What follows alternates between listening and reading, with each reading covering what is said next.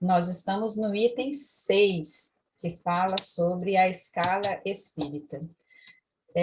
Nós vimos, né, aquela pirâmide que mostra bem como que funciona, né, que a escala espírita ela é primeiro dividida em 3 ordens, e dentro de cada ordem existem as classes desses espíritos, né?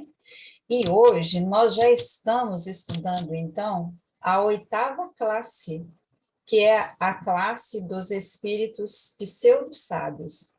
Lembrando que nós estamos, então, na 3ª ordem e a 8ª classe. Então, 3ª classe, 3ª ordem, é a ordem dos espíritos imperfeitos, e a 8ª classe é a classe dos espíritos pseudo-sábios. Então, vamos tentar entender um pouquinho as características, né? O que são esses espíritos pseudo-sábios. E aí, Kardec, então, traz para nós a seguinte colocação. Perdão, aqui, que passou aqui.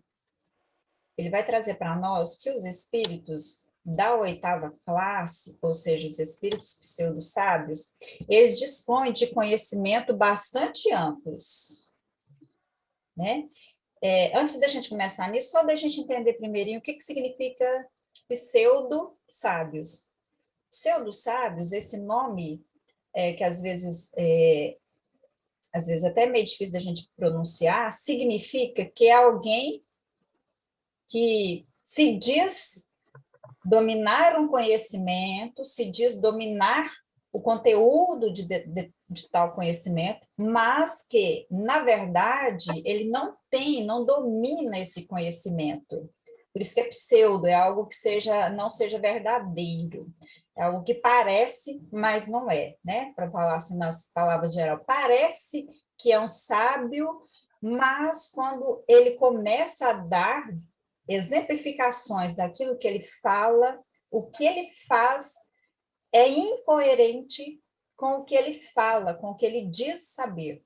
Então, o pseudo-sábio é aquele que apresenta ser algo que, na verdade, não é. Apresenta dominar um conhecimento de que, na verdade, não tem, ok?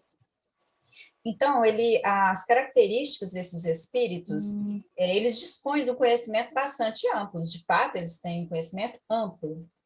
Porém, creem saber mais do que realmente sabem.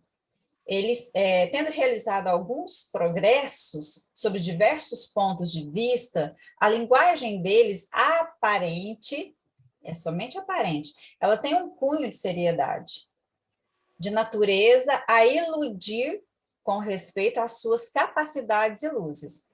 Então, a linguagem que esses espíritos trazem, a primeiro momento, a gente consegue, eles iludem quem está ouvindo por fazer acreditar aqueles que estão lhe ouvindo que, de fato, eles dominam aquele conhecimento ao qual eles estão falando, né? Mas, em geral, isso não passa de reflexo dos preconceitos e ideias sistemáticas que nutrem na vida terrena.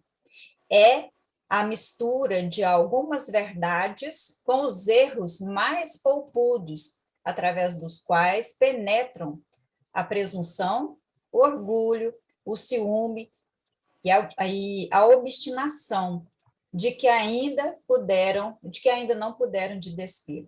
É importante nós lembrarmos que o próprio Cristo nos orientou sobre essa classe de espíritos que nós encontramos no nosso dia a dia. E até aqui um lembrete que me veio aqui agora à cabeça. Quando Jesus nos fala para que tenhamos cuidado com os falsos profetas. Por que falsos profetas?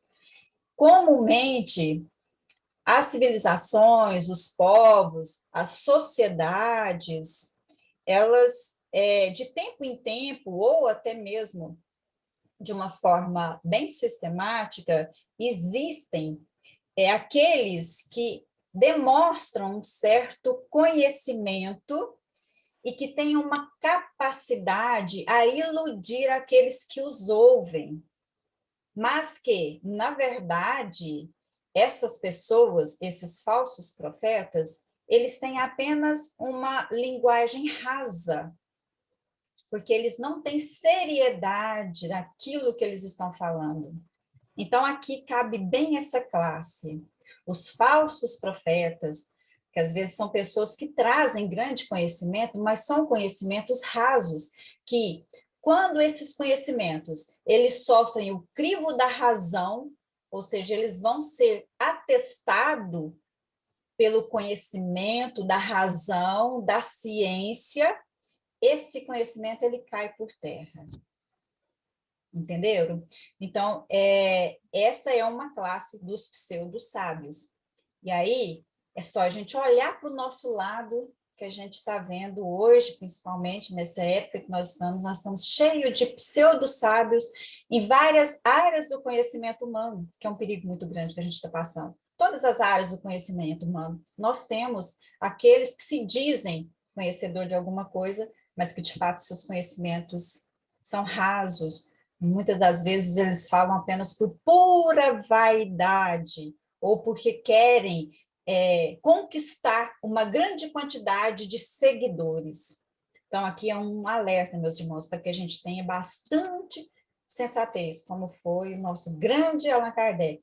Sensatez, principalmente neste momento, sensatez, para que não nos falte o equilíbrio para olhar, observar com muita atenção naquilo que está sendo colocado para nós como alguma verdade e nos questionar, sabe? Se aquilo que está sendo nos oferecido como verdade, se de fato apresenta subsídios consistentes, bases de conhecimentos científicos comprovados para que aquilo possa ser tomado para nós, nas nossas vidas, como verdade. Muito cuidado, vai um alerta, né, meus irmãos? E passando o seguinte, então, nós temos a 105, a questão 105, que ele vai falar sobre a 7ª classe da terceira ordem, que é a classe dos espíritos neutros. Então, é sempre a gente ficar atento. Lembra que cada classe, o próprio nome já está nos dizendo que tipo de espíritos ali que Kardec está trazendo para nós os conhecimentos desses caracteres. O que é neutro? Olha só, lembrei mais uma vez aqui da passagem de Jesus, que ele fala assim, por não ser nem quente e nem frio, mas morno, vomitaste. Ou seja, neutros, aqueles espíritos, aquelas pessoas que não defendem nenhuma ideia consistente com cunho de conhecimento. São neutros, ou seja, para onde o vento está indo, eu vou. Agora, neste momento, o vento está indo mais para cá, então eu vou para cá.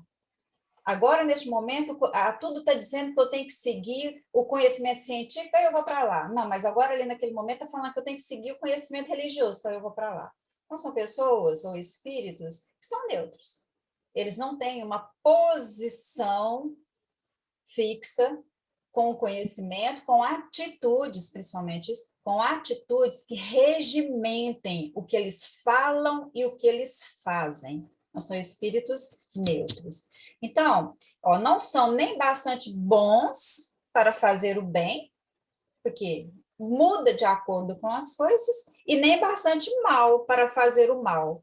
Pendem tanto para um campo quanto para o outro, e não ultrapassam a condição comum da humanidade, quer no que concerne ao moral, né, o desenvolvimento moral, quer no que se toca ao desenvolvimento intelectual, né, à inteligência.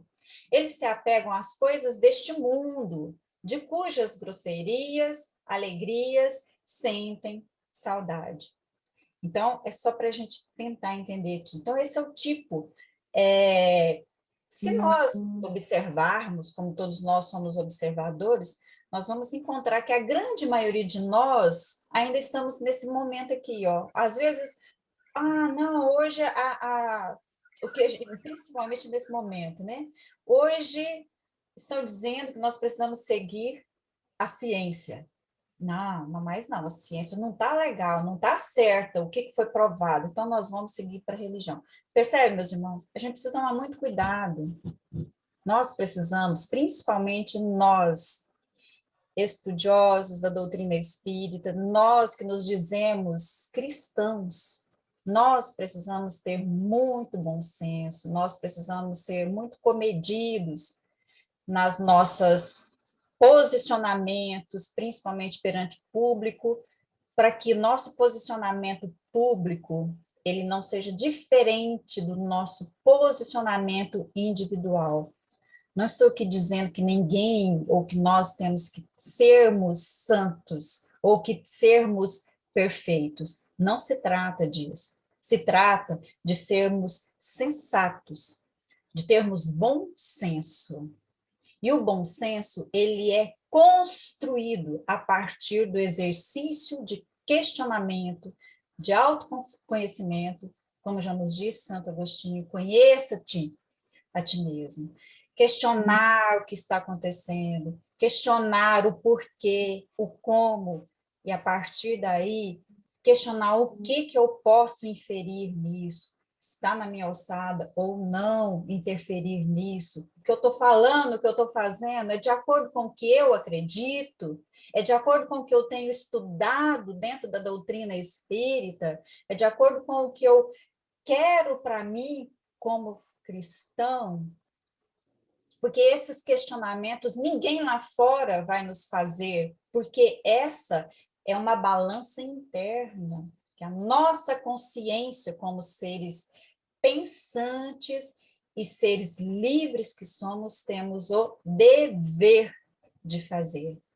Então, muito cuidado, aqui mais um alerta, que a gente tenha muito cuidado nas nossas atitudes, tanto interno no indivíduo, no nosso convívio individual, quanto no nosso convívio coletivo, porque a todo momento nós estamos sendo observados e muitas vezes nós falamos uma coisa que até no fundo até acreditamos, mas por invigilância nossa, quando em público, quando uma outra situação que nos pede uma atitude rápida, nós acabamos tendo uma postura que é contrária àquilo que nós falamos anteriormente, né? Então, a gente precisa tomar esses cuidados, porque somente assim, meus irmãos, é que nós conseguimos trabalhar pela nossa própria evolução, é observando.